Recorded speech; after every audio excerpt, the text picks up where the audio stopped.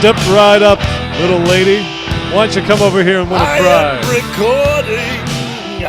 The prize that you will win will... Twin, now we are recording.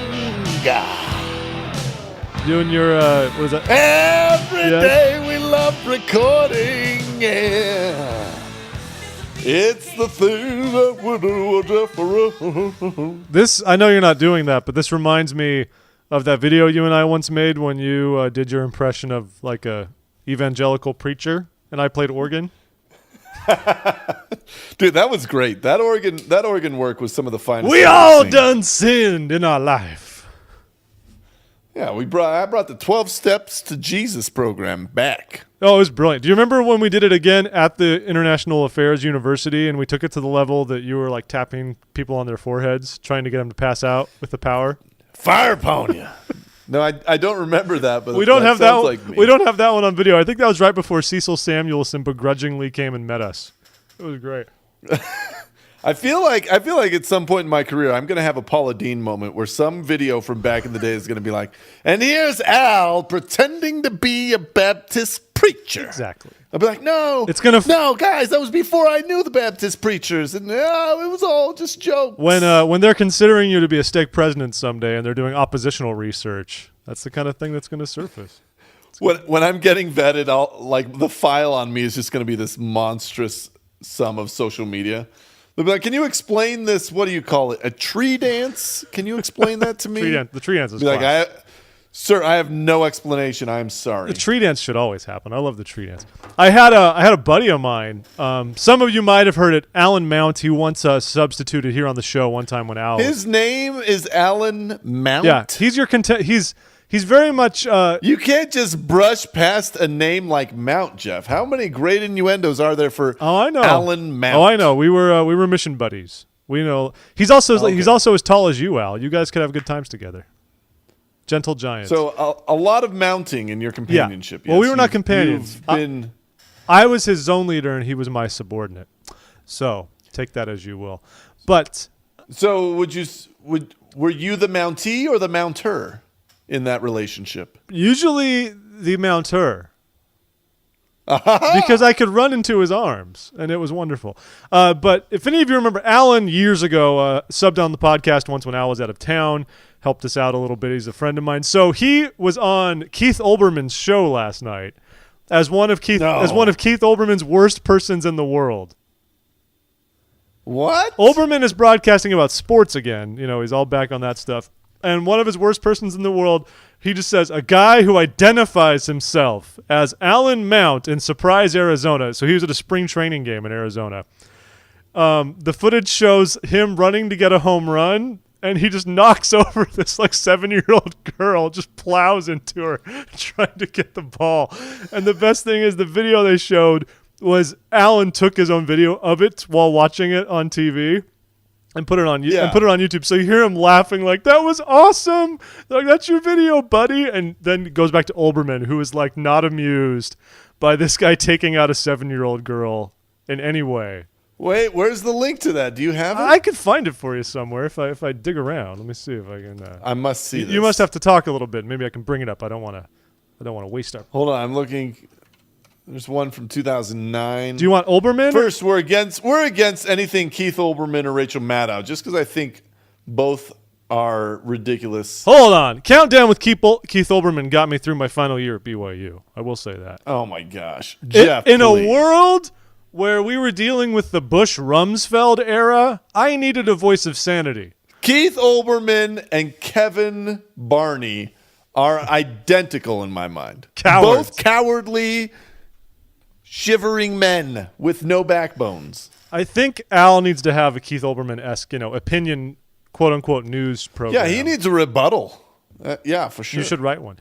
Do you want a link of the girl being taken out, or do you want the link of Keith Olbermann ripping into it? Let me see what I can find. Oh, either way. Honestly, either way. I'll post both of these on our website. I mean, no one really probably remembers Alan because he subbed during our first year when we only had like 150 listeners at a time. But yes. Now we're hardcore. So that happened. All right, hold on. It's 19 seconds. Okay, I'll just sit here. Oh, the Royals are playing. They're going to be okay this year, actually. Kent Larson, what do you think? Royals, good this year? Bad? Tell us.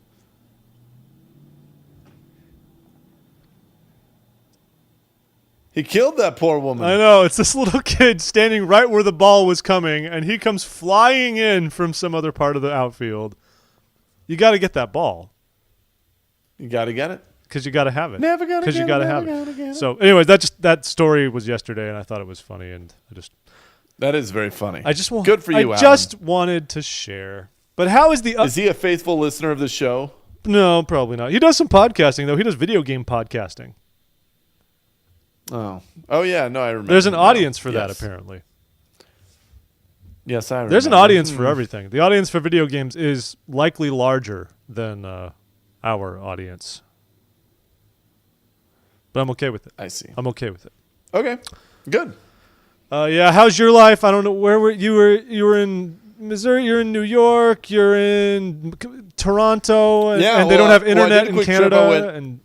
I went Missouri to New York, where I ate my numpang, had some Shake Shack, Oh, these are all good calls.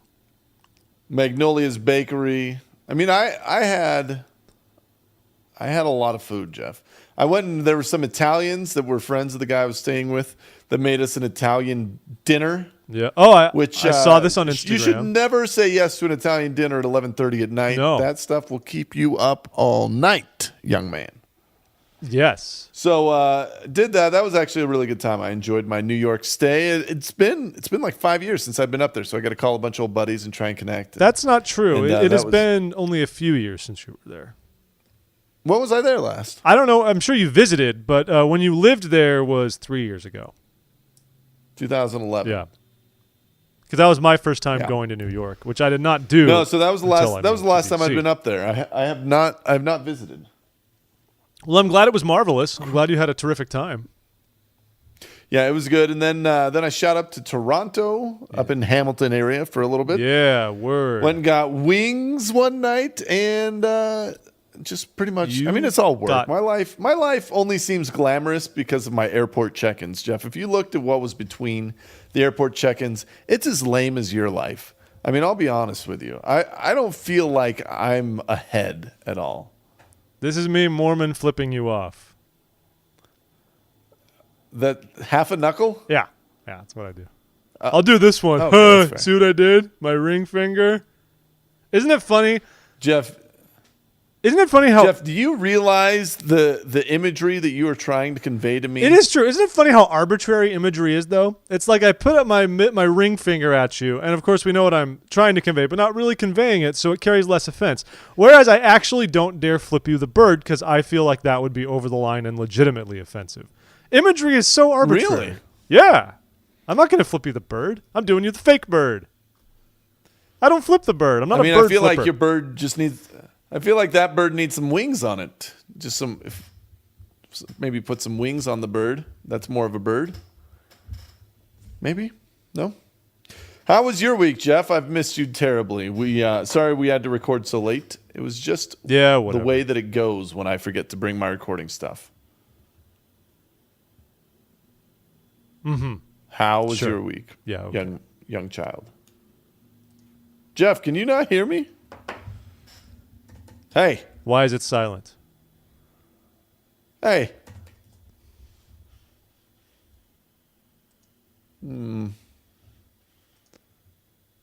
Alan, are you Can alive? you hear me, Jeff? Yes. I'm here. Why do you do You can hear me this? now? Are we lagging again? I think we're all right. I think we came through it together like a family. Stop using the Chromecast while we're talking. You're sucking up your bandwidth. All right, Chromecast is off. Yeah, it's over. So we had a regional state conference this weekend. I'm sure you've had those before. Wait, is this where you're telling me how you did? Because that's what I'm most curious about. How I did at what state conference? I did not win. No, how your week was.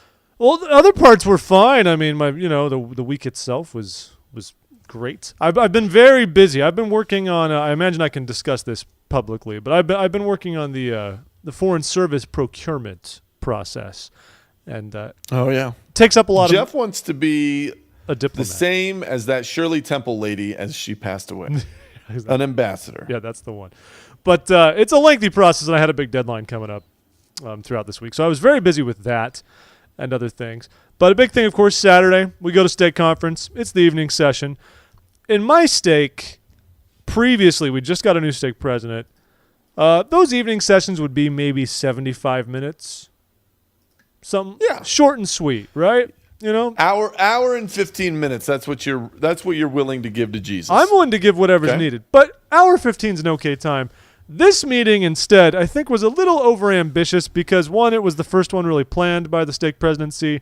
Two, we were having a broadcast from Salt Lake, so the Sunday meeting couldn't have 2 hours of local speakers. And in the end, we had a meeting that it was something like a quarter till or 10 till. We're an hour and 45 minutes in.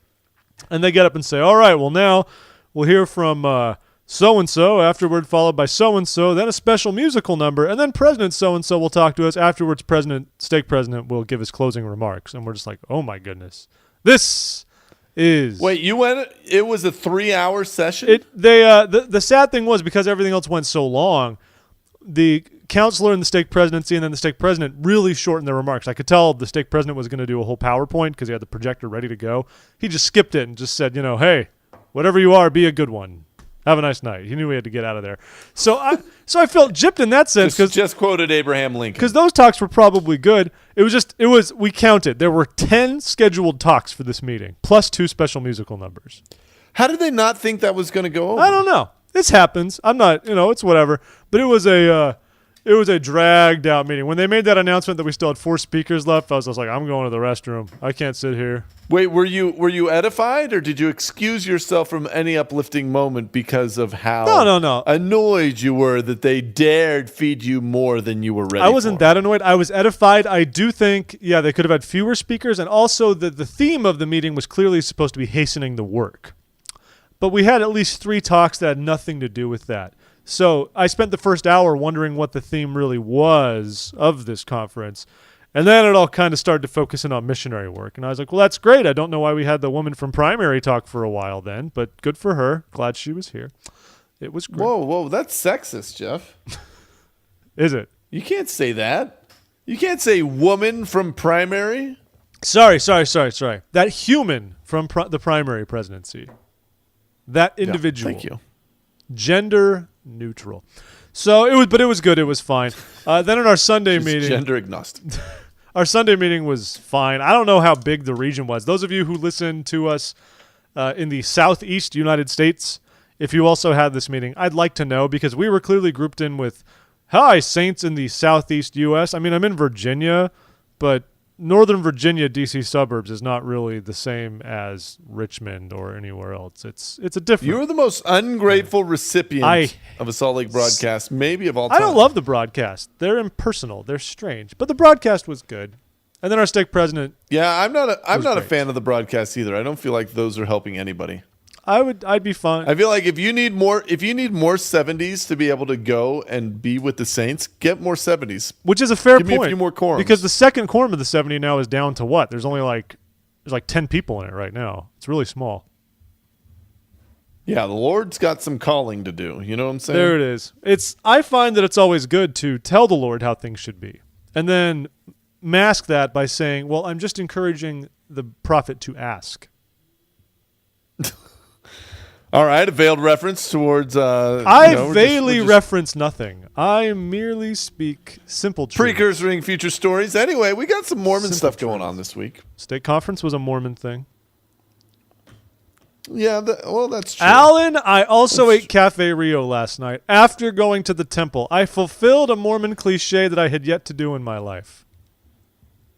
Hold on. Let me see if I could care any less before we go. It was, as you would say, that's the tremendous. Least I could possibly care. I had this salad. I could not care any less. They make this pork with Dr. Pepper in it. It's something else.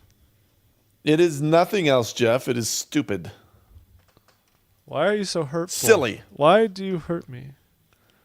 Because it's just like sugary pork. Why does anybody like that place? It's awful.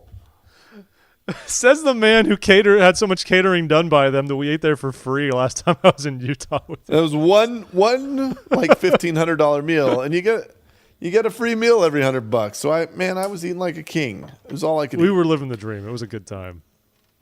But we do have more Mormon news. A lot of things have happened since we last broadcast. Yeah, a whole lot. First, we need to take a minute. There was a missionary that passed away in Guam this last week. Yeah. From Layton, Utah. It was kind of what is that on the year? 3? I think that's only 2 on the year. Well, Elder Miller Toa passed away. He was serving in Guam. Seemed like a very happy dude. Dude, it's just crummy. Apparently he was I think he was climbing a tree and fell out of it. Yeah, they were doing the service project. Skubanov, I remember in Ukraine one time there was an elder that was they were trying to surf down slides, the old Soviet slides, and he fell and got severely injured and had to go home or something to that effect. And it was, stuff like that where there's just no rhyme or reason to it. It's just crummy. So very sorry to hear that. Yeah, it's sad. So have your thoughts be with their family. Doing good work, but it's sad. Yeah, it's crummy. Why do they keep dying? I just don't know. I don't get it either. I do not know. Anyway, I don't know. Another missionary thing, though, just so everyone knows. So out in Venezuela, as many of you know, there's been a great deal of political turmoil going on in the country right now. A lot of stuff happening. So in response to this, as we've seen elsewhere when this happens, missionaries now who are not citizens of Venezuela are being transferred out of the country. You might remember many years ago, Americans stopped going to Venezuela. That pretty much coincided with the Chavez regime being unfriendly towards the U.S. But other South Americans have been there for a long time. But now it will be just Venezuelans. And there are still 500 Venezuelan missionaries in the country. 500 missionaries in the country. There were not 500 missionaries in my country on my mission. That's impressive. Well, yeah, and I think we talked about this in Ukraine last week, but all the missionaries from the Crimea have been pulled out. So where Russia's taken over, they've all been moved to other areas. No. But did you hear? No. This is actually an update. They've actually been transferred out to different missions now. Wait, the ones from the Crimea? A lot of the Crimean ones have been sent completely out of the country. Really? Yeah. That doesn't make a lot of sense. Well, what makes even less sense is Russian foreign policy, but that's a whole other podcast. Ha ha! So yeah, when I was in New York, I saw a pro-Ukraine protest where they were drawing a lot of analogies to Putin and Hitler. I thought it was was clever, though. A lot of that's relatively ineffective. Ineffective. A lot of talk, but what else can you do? It's just it's been crazy with that. Sort of the Ukrainian way is a very passive, let's talk about this and not fight sort of approach to things. And so having somebody that's there with a gun changes their conversation dramatically. It's not something that they are familiar with as a country. I read a good article in The Economist that described it as the U.S. is trying to play Monopoly with Putin, but Putin wants to play chess. And so we're not even playing the same game. All right, that seems a little trite. No, it was a good illusion. I believe one of the quotes said something like, "We're trying to negotiate a trade of Illinois Avenue for Marvin Gardens, and Putin instead is just taking a weak pawn and using his rook to go for this." It's a different game. It's a mess. Did you see Mitt Romney's article? I think he did it in the Huffington Post, maybe. I don't. Or the Washington Post. Oh, because he's Mormon. Yeah. Okay. Yeah, because he's Mormon. And he just talked about how we needed a leader like Mitt. No, whatever. Did you notice that? No, I didn't see that. I appreciated it. I'm on his side. Imagine being a missionary in one of these affected countries. Goodness, missions have all kinds of things, but imagine you're a missionary in Venezuela or you're a missionary in Crimea, and all of a sudden you're in Crimea and Russian troops start helicoptering in to the area, and you're just like, Then all the secret, man, you had in the area book all the secret procedures. I wonder if the missionaries in the Crimea got the code to pack the books and ship the books. That was the code. Next thing you know, the Russians, they probably took him out because the Russians are going to be like, those missionaries are American spies. We can prove it. It was true, man. But we would look at things. I can't imagine going as through that. Americans. I knew some missionaries who were emergency transferred, but just within our mission, they needed to get out of the area, and even that was a big deal. That's some stuff going down when that happens usually. But just closing up shop on an entire big to do. That's like an entire region. I mean, Catalonia was in my mission. What if it got violent when they try to leave Spain? Well, then you call all of your investigators and are just like, well, so we'll be back maybe in a few years. So the members are going to take care of you now. Yeah, they're going to be member missionaries. So have fun with that. I don't even know how many units we have in Crimea. I have no idea. I don't know. Yeah, it wasn't your mission. Let's see. There was another article in the Rational Faiths. Jeff has been enjoying this blog immensely. We have 2 articles from them. Rational Faiths, keeping Mormonism weird is their tagline. They let's see. There's an article called "I Apostate." Oh, this was essentially this was written for you. Yeah. That's fair. This guy, which Jeff and I were interested to talk about this just because he touches on a topic that a lot of us are familiar with, where because he sort of questions some of his, what everybody else just sort of accepts, and he's like working through and digesting Mormonism in addition to everything else that's out there. Yeah. Somebody at church mentioned that they thought he was apostate, right? That they were like, well, you can ask this guy, but he's an apostate because he like went and saw the Book of Mormon musical, or he, I mean, I don't know. I feel like we are often kind of put in that silo where if you're not the way that everybody remembers Mormonism from the 80s, then we are apostate. We're doing it wrong somehow. But Jeff and I mean, we're big proponents of the idea that you can be good, solid, faithful Mormons and still struggle with the church's position on gay marriage right now, right? And have a belief maybe that we're not at the end of that conversation and that it's going to continue to evolve, or maybe you disagree with the church's stance on immigration, right? Like what we're suggesting is that it's not, the church isn't anymore a church where you have to agree with 100% of everything that everybody in the church says, because it gets really muddy. I mean, we can even find contradictions within the leadership of the church, within like apostles that have different views on topics, right? So don't be embarrassed or offended or judge others if they have different views that they're also working through, right? Yeah. Is that kind of what you got out of this article? Yeah, it is. I mean, he goes through his whole article by basically saying, am I an apostate because, and then the things that he believes, trying to drive the point home that these are fair things for someone to believe. Many of them I agree with. Some of them I wouldn't say anyone's apostate, but I would also say that there is a line between, just going along with the church and not thinking about it, and being like very pharisaical about our approach to the gospel. And then there's a line between that and trying to like pick the gospel apart so much that you're trying to have it on your own terms. And you're trying to decide how you think things should be. But by and large, I mean, yeah, I agree with you in that notion. We have to be. I mean, go ahead. I mean, even to the point where like there's the one that stood out to me where he mentioned an article where his impression was that Elder Oak said that church leaders were above criticism for mistakes. Yeah, exactly. Even if the criticism is true, and then you have Elder Uchtdorf that says leaders in the church have made mistakes. Like there's 2 different trains of thought. Well, the funny thing though is those are different ideas though. You can say the leaders have made mistakes, but then Elder Oaks can say even if they've made mistakes, they're above criticism for them.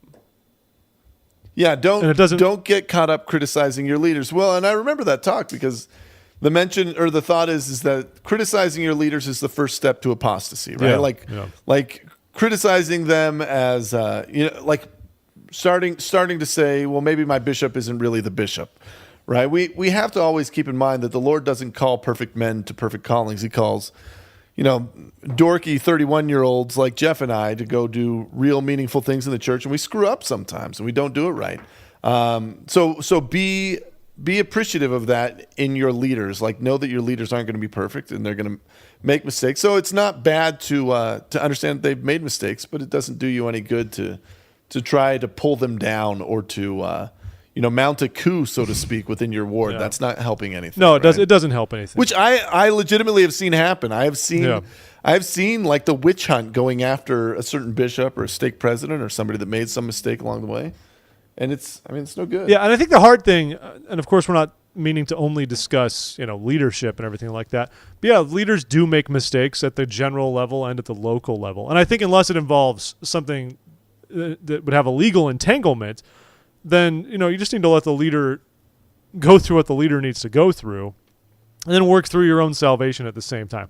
Like obviously, if there's criminal charges involved, take care of that, whatever. But you got to support your leaders. Still support your leaders. Be with them, but recognize that they're human. I think the problem is too often we have developed this mindset that the church is this pure thing where no one has made mistakes and where everything is extremely black and white. Because when we do that, it makes it much easier to explain to people. It's a lot easier to say just this is and this isn't. And it makes it easier for people to make choices. Some things are crystal clear. I agree with President Kimball, for example, when he said there are some decisions you should only make once. And that is a very black and white statement. But if you get up and say, no, I will obey this, period, for all my days, and stick with that, that's a positive decision, not vacillating between this and that, saying, well, I'll obey that, but, I was reading about this, and I'm thinking about this, and this, and this, and this, and this, and picking parts out of it. I'm not even thinking of any one particular law or example or anything like that. Sure. But, we need to be more, we can be nuanced in our approach to the gospel. That doesn't mean that we have to be disobedient, that we have to be kind of kicking against the pricks. That's right. Yeah. That's right. We need to be like, the main thing here is that we need to not look at how other people live the gospel and think that because it's not the same as the way that we live it, that they are the ones that are wrong, or even that we're wrong. Right? The gospel is here to help us get back to our Heavenly Father. Right? The church exists for the sole purpose of helping us return to our Heavenly Father, having made the covenants we need to make. Here's what I want to ask. Everything in the church, everything around the church, all that other stuff is just there as like helpers, right? Yeah. Here's what I want to ask you, though. He says, am I apostate because he recognizes, not just believes, recognize that the last revelation published by the LDS Church was received in 1918, or because I can do the math and calculate that for more than the last half of the church's existence, it has been without canonized revelation. Of course, he's referring to section 138 in the Doctrine and Covenants from Joseph F. Smith, all about the redemption of the dead, because that was announced as, hey, saints, I had a vision about this, and I'm going to tell you about it. And that really is the last thing we have on record of president of the church discussing in very plain terms, a revelation came to me, boom. I do go back to President Benson's statement once when he said, just because it's not followed by thus saith the Lord doesn't mean it's not prophetic counsel. That's something do we not recognize Spencer W. Kimball's revelation on blacks in the priesthood? I think the difference is I think this is really semantics. It's just the way these things are worded is not in the sense of I am the prophet and this has been revealed to me. There is nothing in me that looks at our church and thinks, man, we don't have enough revelation from God coming constantly. Yeah. Right? I mean, you go to any general conference you go to, there's so much pure doctrine coming in, and I often think of like the president of the church, how his hands must be tied because of how low of a level we as saints live in the gospel, exactly. Right? I mean, like Elder Holland, when he got up and gave that conference talk about women, what was it? Like, I just remember he mentioned, like, don't wear flip-flops to church, you girls, and, like, dress nice or something like that. But when he got up and maybe it was pornography to the men or something like that, but he was just like, I would love to get up and give a sermon on the atonement. I've got so much to tell you about the atonement, and it saddens me greatly that I have to spend my time talking about what kind of shoes to wear to church or what kind of clothes are appropriate. That said, though, it's like, I want to be over here, but I gotta be focusing on this stuff because we don't have it yet. We're not there. That said, though, it does make me wonder, and you used a good example. But, like, what is more important, though? I mean, is it important to pick apart someone's dress code or pick apart the teachings of the Savior? I mean, I would think that better understanding the atonement would lead one to dress more modestly or change an attitude or a personality trait. Not saying change this and then we can study Christ. You know?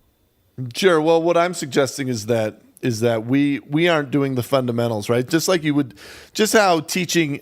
I mean, I could get up and do an incredibly complex math equation on the board and hope that you are inspired to tighten up your algebra skills so that you can follow along with me. But I have a much more realistic chance of succeeding with you getting where I need you to be if I start at the basics and wait until you get that down. Well, I agree with that, but I don't think that step. women not wearing flip-flops to church is the basics. I think that's. I think that's. I mean, I don't know. Peripheral. I don't know. I think that's not the core of things. I mean, perhaps there's something to be said for needing to be dressed in a way that. I mean, Elder Eyring said that he never went to the Lord. He never went before the Lord for revelation, right? In Scripture study without wearing a tie. Yeah. I think about that all the time because I always go without wearing a tie. But he like.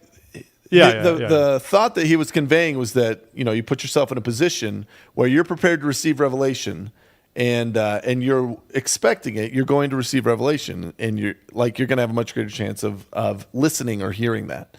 And so, I mean, we can sit back in our armchair and sort of say, well, it's just little flip flops and things. But if Elder Holland felt that it was important to address that as an issue and say, this should, you mothers that are trying to teach this and wondering what the standard should be, here it is. Yeah, sure. This is where we need to get to. I'm sure there's value to that. And so, no, there is. I mean, I look at most of our general conferences and it's faith, repentance, baptism, right? Like Holy Ghost. And we touch the 4 principles of the gospel, and that's pretty much where we revolve. I can't remember the last time we got a good second coming talk or, like some of these other ones that we would love to just sit and mull over and think about and digest, but we're not even bothering with the basics. Yeah, right what does stress me out is I think as the church has globalized, inevitably what happens is we've become much more basics. Not that we should remember the basics, because if we've forgotten those things, then that's bad, and we need to hone them down. Do you think that's a lot? Do you think that's a lot of why we're where we are is because of the globalization? They need it to be able to fit every instance. Inevitably, when the church is broader, the subject matter is also going to be broader, I think. I don't think that means we can't receive great stuff. But yeah, you look back at some of these, even conferences just in the 60s and 70s, and there'd be talks about some of the most awesome nitty-gritty stuff that you would just gobble up today. But now, yeah, everything is just very, very broad strokes. And that's fine, because in some ways we're left to figure things out on our own through our own study, as it should be. It's not the prophet's job to just tell us everything that is, and let it be. But, yeah, I think it's a tall order. Go ahead. Well, speaking of which, right? We have an article that we're going to talk. Well, we can talk about it right now, where Elder Bednar, expounded on children being sealed to their parents and what that doctrine actually is, right?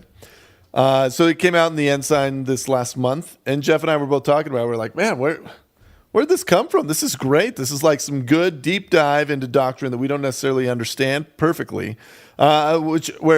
And to kind of preface the article, apparently there was an understanding going around that if your children were sealed to you, then they would be automatically saved. Yeah. Sort of without, like, no matter what they did or where they went or what happened, they were in. They were going to be good because they were sealed, and that sealing was going to be magical.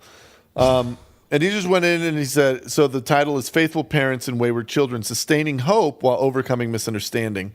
And so he's just sort of laying out how that actually works, and that, just because a child is born in the covenant does not give him the license to go be a dork or to essentially leave the church and he would be forced back in. That removes agency. Yeah, exactly. And so, I mean, a good deep dive into a topic that like, we'd love to hear this in conference, but we probably won't. We'll see it in the Ensign and things But like I'm glad it's in the Ensign, because I feel like even in the Ensign, we don't necessarily get stuff like this. I really appreciate this kind of clarification. This is not something I ever believed either, but I guess this stems from a Joseph Smith quote where he basically said that the eternal sealings of faithful parents and the divine promises made to them for valiant service the King Follett sermon, would save not only themselves, but likewise their posterity. Sheep may wander, blah, blah, blah, blah, blah, but eventually they will come back.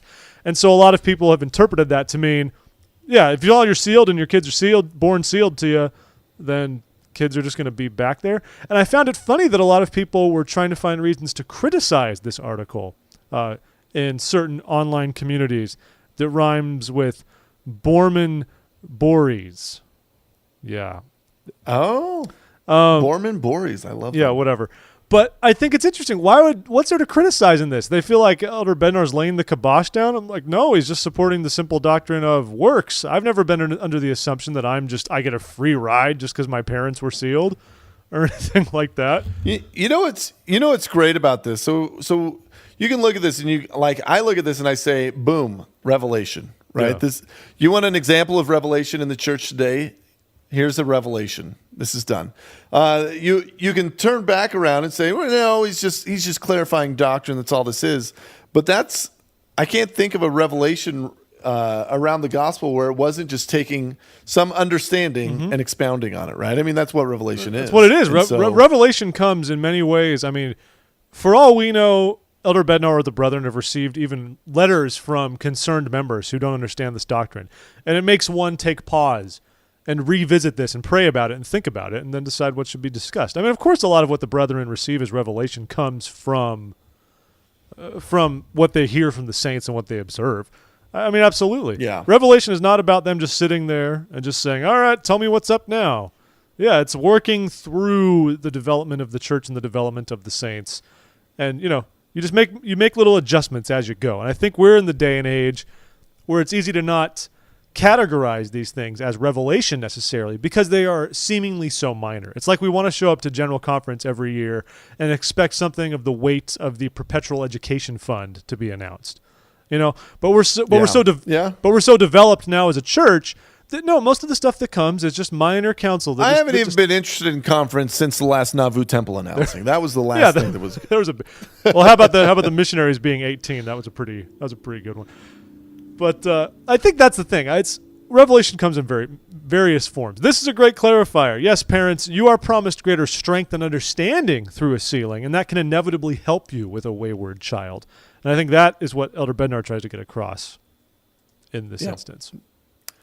Good stuff. Speaking of revelation, we might as well talk about our good friend Kate Kelly and her friends at Ordain Women.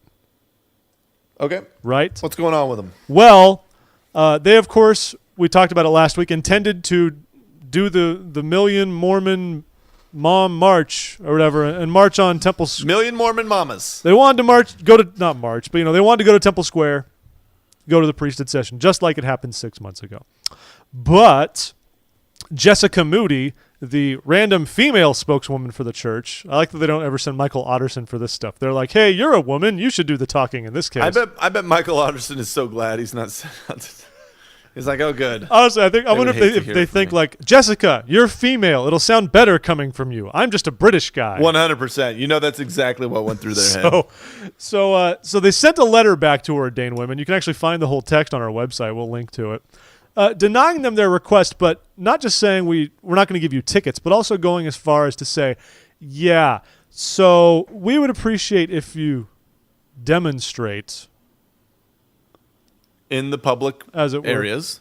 Yeah, if you demonstrate in the public areas, which in this case is the street, which puts them in the same area as the people who stand in front of Temple Square and burn garments and stuff like that. I'll be completely honest with you. I would love to have them as demonstrators and not the other crazy guys. That's going to be a much more pleasant demonstration experience. Oh, yeah. For sure. They'll just stand there. But it's terrible they actually call it they actually have free speech zones. This makes me think of the Iraq War. This is your free speech zone. And you can even find there's an image of it here that shows Wait. What are your thoughts on this? Do you think the church overstepped their bounds? Do you think that they should have dealt with it differently? Like what are you coming at? Well, not only that, of course, there will also be no photographers allowed on Temple Square. Except I assume other than the church ones who are going to take pictures of families and stuff. Yeah. I don't know if the church overstepped its bounds because it can do whatever it wants, and it doesn't want the spectacle that it experienced 6 months ago. I guarantee that. I guarantee the church does not like that there are photos out there of 100 women standing in front of the tabernacle being denied entry while men walked in front of them. That's the bad PR the church wants to avoid. But now it looks even weirder, as if they're establishing, free speech zones, things like that, and saying, no, it's private property. They can do what they want, but it certainly does not reflect as nicely as I think they wanted it to. Well, why? How else should they have dealt with it? That I don't know. What are you going to do, especially when they said you have a bunch of women that their intent is to make a spectacle, right? Like they want to draw attention to their cause so that people will give it credence, give it more. Yeah, they'll pay attention to it, right? So their intent is to go and get those photos, and the church doesn't like. No, we understand that you're trying to do this.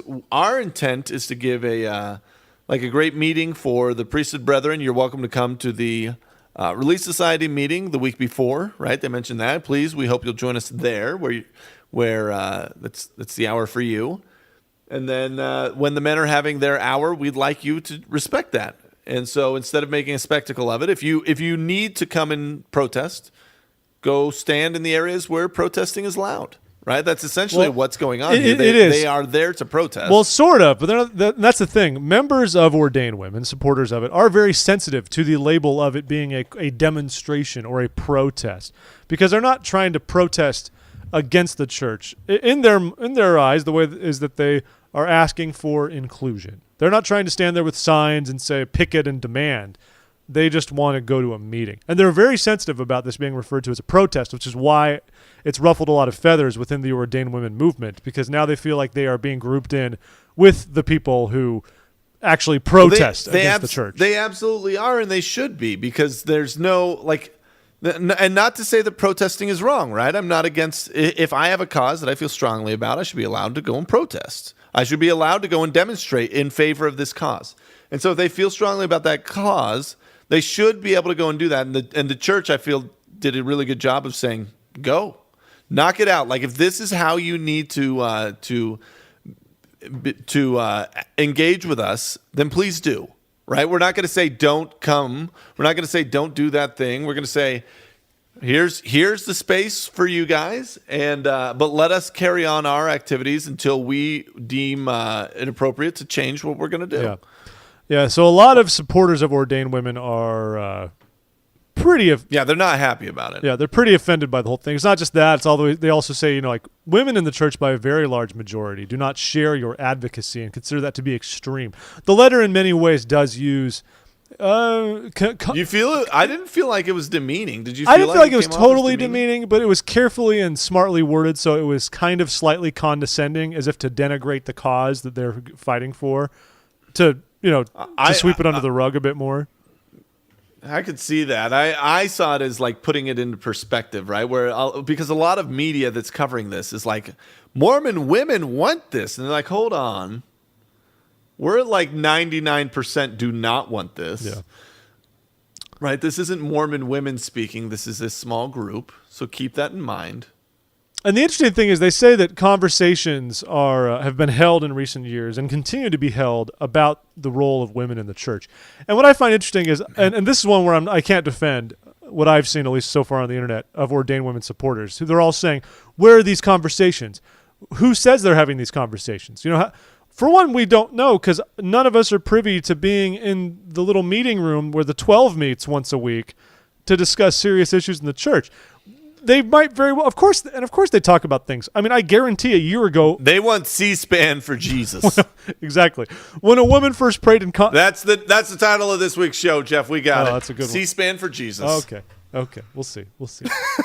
C-SPAN for Jesus. But I'm going to write that down so I don't forget. But of course we don't know those things. But look, women praying in conference. Do you think that happened just because it up and happened? No, of course the brethren were aware of what was going on and they thought about it and something changed.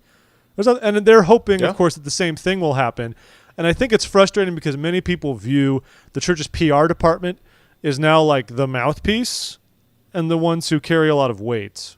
This is what I've picked up on from that. That's interesting. That is interesting. I think they feel like Quentin's quandary. Where's Quentin's blog about this? Exactly. I do feel, and that's one thing. I think the brethren perhaps have yet to themselves issue anything because they don't want to, let's face it, legitimize it, especially what they view as a very minority issue. But I think that's one thing Ordain Women wants, is if they're going to get a no answer, I'm assuming they want it to actually come in a letter from the First Presidency directed to the founders of Ordain Women, not letters from Jessica Moody, some junior.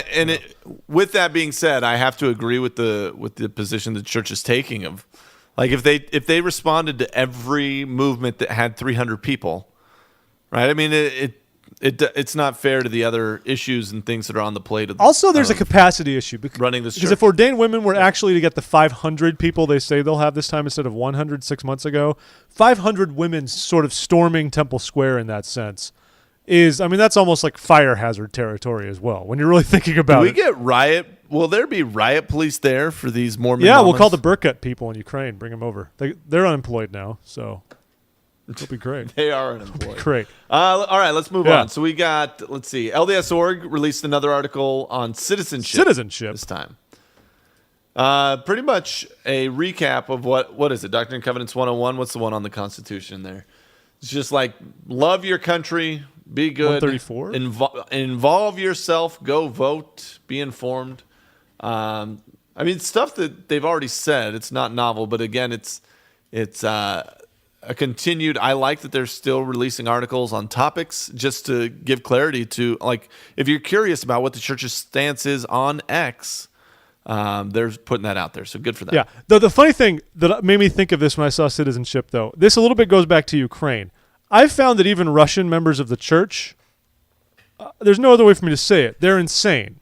With everything that's going on right now, okay. I actually had, okay, this is serious. I had a Russian, I know an active in the church, good Russian friend who totally supports what Putin has been doing and used the pretense, or basically what it says in the Articles of Faith, that we believe in being subject to rulers and magistrates. So therefore, she's all about what's going on in Ukraine, which was a totally different way of looking at things. And I was like, wait a second. I understand if there are different countries at play here and there's different allegiances and all that, but you're quoting the Articles of Faith and saying, obviously, I support the boss with what's happening. And it was this. It was a very different way of looking at the situation, and I've actually seen that from many LDS Russians. Not to single all of you out, you're all great people, and it's fine. Well, it's a hard place to be, right? Yeah, very strange. Like I think you and I had talked about when I'd read Garden of the Beasts written by Eric Larson a little while ago. It was sort of a nonfiction account of Ambassador Dodd, who was from America over in Germany as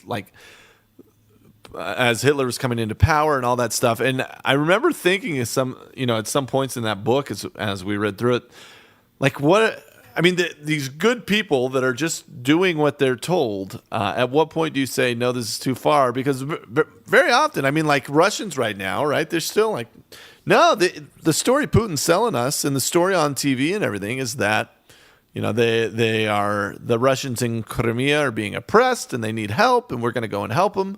Like, this is a good thing. We feel good about this. And they've got our naval base and gas and all that stuff down there. We need that back. That's something we need, right? It's easy to get behind it, even though, like, from other perspectives, like, he's clearly not a freedom fighter. He's a tyrant. And as members of the church, we openly support freedom for people. We talk about, to think as they may and worship as they may. And so that's that fine one man's line. Freedom fighter is another man's terrorist, right? Yeah. How do we do that, especially with the church as a global piece? Yeah. Do they write a letter to the saints in Russia and say, just so you know, this is what is actually happening, and this is how you need to be? No, they don't, because then the church gets kicked out of Russia and it's over.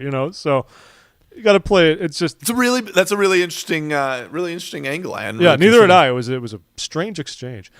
Some other quick things here. Let's see. Let's make our way out. LDS Church, of course, it eventually bowed to the church's pressure to keep the liquor laws. No. Utah State. Or the state of Utah. What did I say? Yeah, sorry. Yeah, the church. The church is keeping its liquor laws the same. Everybody, the church is not going to change. They bowed. You still can't drink with the word of wisdom. Anyways, but Utah lawmakers are not going to more liberalize Utah's laws, and they're going to keep up what many who love the booze call the Zion Curtain. So there's even a picture attached that shows the odd frosted glass barrier at a bar so that people can't see drinks being made, because that's part of the law in Utah, I guess. But anyway, the church put out a little mini campaign there to kind of whip people into shape, and it got what it wanted. I still don't love that. There you go. I still don't love its involvement in it, but that's life. There you go. They mobilized. Let's see. We got the Goblin Toppers. You remember the guys that pushed over the rock at the Goblin National Park down in southern Didn't Utah? they open for Mother Boy? The scout troop down there. So they ended up getting a year probation. Are very sorry that they got in trouble. Exactly. The video clearly shows that they were not sorry about destroying this great archaeological masterpiece, but rather they are sorry that they are on probation. It's the classic letter. It's like the lesson on sin. They're just sorry they got caught. Not probation. Probation is well, and also they have to pay the fines to put up a bunch of signs that say "Do not touch the rock." I know, and so now do not push the rock. And so now they have to pay fines so that they're the. It's like anything else. The couple of fools who do something absurdly dumb that none of us would have done. Now there's a rule about it, and a sign will be put up. And that's why you should always leave a note. Exactly. Another quick one. Fort Lauderdale Temple open house tickets should be available to you now. So if you are in South Florida or feel like going to South Florida, they were available as of the 17th of March. And if you want to go check that out, it's going to happen. They're going to have the open house starting on March 29th through April 19th. So go check out your new temple, Florida. It took you long enough to get a second one. Gosh. Missouri got two temples faster. Or the church has opened a European Union office now in Brussels. We have a Europe? Yeah, mainly for the premise is Jason Bourne was actually a Mormon, and had they had an office over there, we could have escaped this whole fiasco with the fourth movie where that really bad actor did Bourne. It's just a mistake. There's now an office in whatever. There's now an office in Brussels where I'm assuming they're just going to lobby the EU. That's kind of the purpose. That's what it seems like. I'm guessing based on this picture of the office, their actual office is just that room. That's all they have. We have opened an office. Elder Christofferson standing there, and he gave the junior assistant to the EU commissioner the classic picture of a mom with a kid, and the dad's like, "Walk to me," and they're like, "You'll love this, German lady. Take it and think of us." Never mind, President Hinckley gave the King and Queen of Spain a Christus statue when they did a temple there. You enjoy this statue of parents. Never mind Make the magic happen. Bring the magic home. Oh, also another quick update here. The as of this podcast, this recording, the President Monson case in the UK that we talked about was thrown out. It's over. Why? Was it an abuse of the courts? Pretty much. The judge did not seem to that it held much water, and basically said, like, you are abusing the courts to pursue a personal agenda in order to try to, humiliate or sue a church. When he basically said, like, these aren't even the grounds for it. And I like that his main point was that you can't prove whether what he's saying is true or not. Like, there's no way for anyone to prove, legally speaking, if Joseph Smith saw God the Father and Jesus Christ. That is unprovable in a court of law. It's also, you can't disprove it in a court of law. So he's just basically said there's no legal grounds for this and just chucked it right out. So don't worry, folks. President Monson's not going to jail. He's not going to rule. He's not going to run the church in exile like John Taylor did right before he died. John Taylor fled. So sad. That's a great part of church history. It's a great part when the prophet had to go in exile. I loved it too. They ran. They were to the trees. And let's see. Mormons in the Amazing Race. Jeff. I love them. There are Mormons. There's the father son. Oh, are you watching it? I'm boycotting it still until we get what we want. Yeah, it's kind of funny. Namely, we want to be on. Yeah, we had a listener say, "Hey, why aren't you guys talking about them?" We said, "Well, we did last year when they were on." But Dave and Connor, who were on it last year, he's the guy who ruptured his Achilles, and they kept going until they had to quit because he just couldn't do it anymore. They They are running the race. They're doing well. But I have been watching it. Last week was funny because it was the first time they've ever actually said they're Mormons, like on the camera. Yeah. That might be the first time it's ever even been said on The Amazing Race. What did they say? Well, the task was they were in Kuala Lumpur, Malaysia, and they had to do a drink mixing, pouring thing at a bar. And the dad just like, he's like, well, the other task involves rhythm, and I don't have any, but, we're Mormons from Salt Lake City who have never drunk in our lives, so this ought to be fun. And they're just laughing. And then you see them at the bar. Did they win? You see them at the bar looking at the other guys. They're like, we're Mormons. We don't even know what this stuff is. It was great. That's actually funny. It was funny. It was good. Let's see. Another one making the rounds right now. There's from August of last year, there was a lawsuit brought over in the UK where a gay couple is suing the Baptist church conglomerate to try and make them allow them to be married in their local chapel. And this is resurging again as the lawsuit continues. So you'll see a lot of that on Facebook and stuff. But it's one of those one of those things that everybody said, no, this will never happen, blah, blah, blah. It's not happened yet. Like nothing's changed, but we can expect that sort of the anti-discrimination stance will force a lot of these laws to change, and which may change the way that our temples and things of that nature are classified within the church. I mean, only time will tell, right? But it's coming. I mean, it's happening. So just keep an eye on it. There we go. Another interesting development. Another article, because Al says I love rational faith so much. Apparently, this is the stupidest article. There's a double standard in modesty at BYU because the men had their football show-off day, and they're all buff and pro day where the NFL scouts come, and they're all sexy without their shirts, with the running and the sweating and the pectoral muscles. Jeff, if you're on the swim team, the BYU does not make you keep a shirt One on. of these guys, one of these guys looks like Zangief from Street Fighter. Yeah, well, that's fair. So the stupid article by Carrie Marsh, you goober, she's like, oh no, they got to have their shirts off. Well, guess what? If you're on the soccer team, nobody cares if you're practicing in a sports bra, right? Like it's not the end of the world. You're playing your sport. But don't they at BYU? Volleyball players wear very short, tight shorts, and soccer players wear short shorts. I mean, there's nothing. But so if you have a problem with the modesty standard in sports, have it with the overall modesty standard in sports. But I submit to you, football players don't run around shirtless. They wear padding and things. They do when they practice. By that logic, I should be able to do whatever I want when I practice. Baseball players don't run around shirtless. You know why? Because it's a real sport. Garments are not. They're not necessary for sports, sex, and I forgot sleep. Some other swimming. There's three S's and swimming. three. I don't it's remember. Swimming. Swimming is the other one. Swimming. That's the one. Yeah. So I mean, if the garments aren't there, neither are the lines. I mean, just go all out.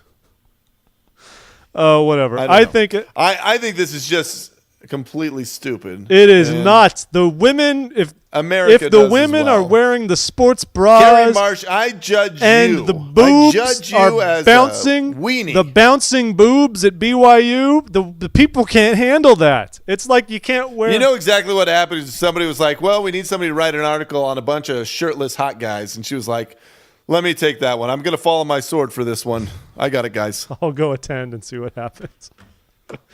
Hey, we got a problem with the lingerie section of the website. Guys, let me fix that one. I'm going to fix the lingerie section. That's for me. Yeah. Let me get this. Well, whatever. Anyway, Jeff. Fine. A delightful week, my friend. Yeah, we don't... Sure. You don't want to talk about how Mormons invented Gore-Tex? I guess we don't have to. I do not care. But they invented Gore-Tex, and LDS Living is a marvelous. I really don't care. They also invented firearms. So you can thank Mormons for the... Jonathan Browning. You can thank Mormons for the war economy. Thank you, Mormons. Done a good job. Jonathan Browning invented the way for us to defend ourselves with a long rifle, a repeating rifle. To defend yourself against an oppressive government that is guaranteed to store militias in your home and rise up against you. Have you ever seen Joe Biden? He's scary. No, but I've seen the Hunger Games. If there's ever a movie that made me Yes. realize the Second Amendment is legit, it was The Hunger Games. Mm-hmm. I feel like President Rose / President Biden. I feel like can now see I it. need to own more than a gun, let alone many guns, to necessitate an entire rack. Done. All right. Well, as always, you can find us. Send us a note. We'd love to talk to you. Contact at thisweekinmormons.com or visit our website, thisweekinmormons.com. Go to those places. Also, find us on Instagram at This Week in Mormons. Find us on Facebook and Twitter. And listen to our other podcasts, Sunday School Bonanza, really deep into gospel doctrine. Lots of good stuff's happening there. It's doing great, man. Keep your eye out for Third Hour of Power, which we do with This Mormon Life and apparently with the guys at Norman's sometimes when we're able now. Lots of good things are happening, and we hope if you are not subscribed to this podcast or our other podcasts that you will please take the time to do so if you're hearing this. This is like our pledge drive. We don't ask for money. We just ask you to hit the subscribe button. Think of the value All right. that we give you. Yay. That's all. It's good stuff. So be All right. well. Jeff, have a great week, man. Thank you. I'll have a great week. It's Thursday. Yeah, All right. A great 4 days. I'll have a great weekend. Very good. All right, good morrow. A great weekend. Good morrow, good sir. Fare thee well, everyone. Thank you for twimming with us. We will speak to you Yeah. another day. All right. Hey, see you later, buddy.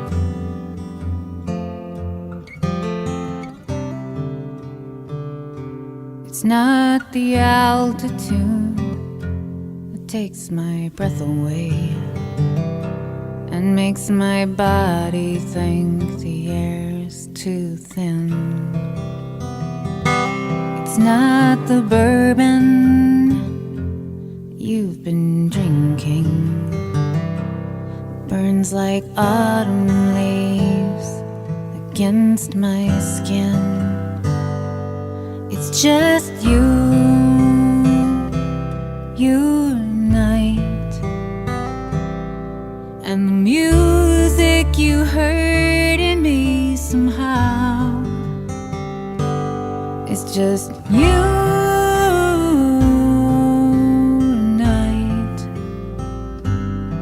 and I swear to you I'm listening now. It's not a fable that gives meaning to the language my heart speaks to you. It's not a